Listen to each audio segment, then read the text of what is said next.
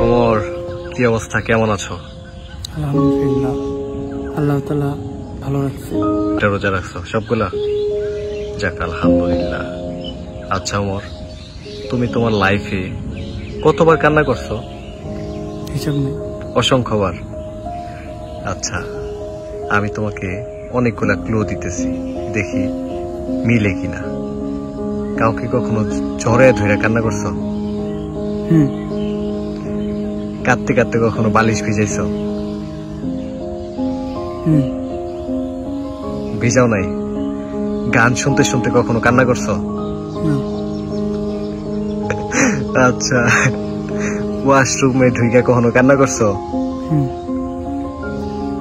আচ্ছা, ওয়াশরুমে ঢুইকা যখন কান্না করছো তখন কি করছো? মনে করো মুখ টুক পরে ধুই আবার বের হয়ে পড়ছো? ঝর্ণা ছেড়ে কান্না করছো? বিশাল অবস্থা। কারো কথায় কষ্ট পায় কান্না করছো? সামনে কান্দি নেই, এমনি কাঁদছি গোপনে। গোপনে কান্না করছো, কেউ দেখে নাই?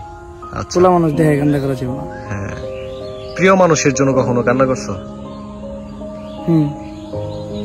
তোমার প্রিয় মানুষ ছিল? আচ্ছা, প্রিয় মানুষ তো বহু ভাবেই হইতে পারে। তাকে কি পাইছো না হারাইছো?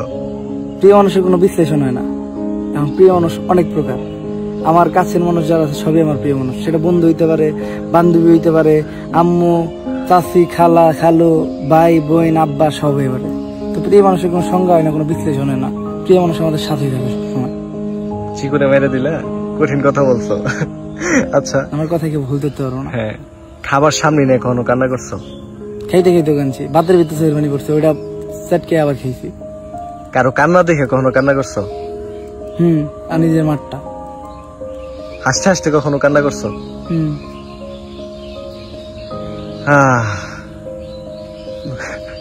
তোমার প্রিয় মানুষটাকে হারিয়ে ফেলার ভয়ে কি কখনো কান্না করছো?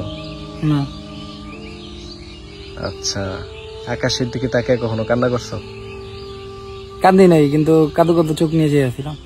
আমার মনে হয় কাঁদছি, শিওর নাই। এখন কান্না করতে পারবা? তোর পানি শেষ, এখন সহজে কান্দা হয় না। পাথর হয়ে গেছো? পাথর বলতে পোলারা ধর্মগতই পাথর। এখন আমরা যে যতভাবে কাঁদছি সবই লুকাইয়া, প্রকাশ্যে আসলে কারো মানুষের সামনে ছোট কাল ছাড়া কান্দা হয় নাই।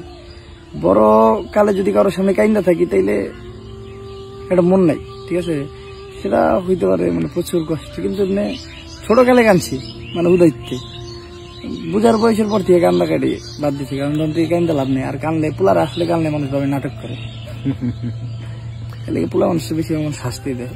তো গাইস, ওমরের একটা বিষয় আমার অনেক ভালো লাগে, ওর কিন্তু বয়স খুব একটা বেশি না, ঠিক আছে, অনেক ছোট একটা বাচ্চা, কিউট একটা বাচ্চা, দাড়ি মোছ একটু জ্বালিয়ে গেছে, কিন্তু আলহামদুলিল্লাহ অনেক ম্যাচিওর, অনেক ভালো বুঝে।